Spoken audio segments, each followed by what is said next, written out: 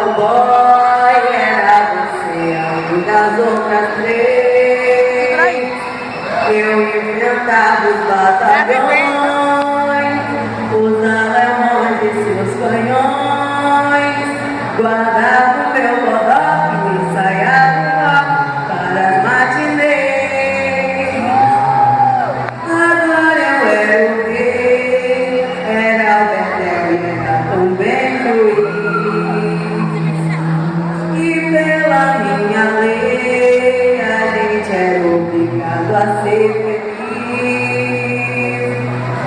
E você era a princesa que eu quis coroar. Era tão linda de te admirar, que andava no nome do meu país.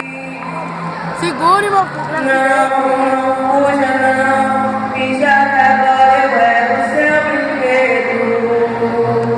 Eu era o seu cunhão. Vem, me dê a mão, a gente agora já não tinha medo. No tempo da noite, a gente nem tinha nascido.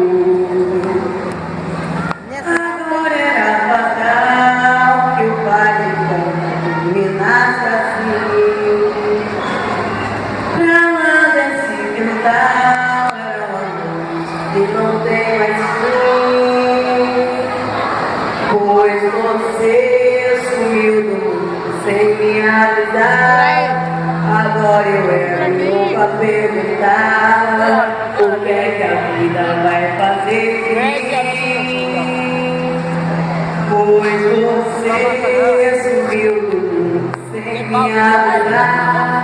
Agora eu era louco a perguntar o que é que a vida vai fazer de mim. Agora é sério.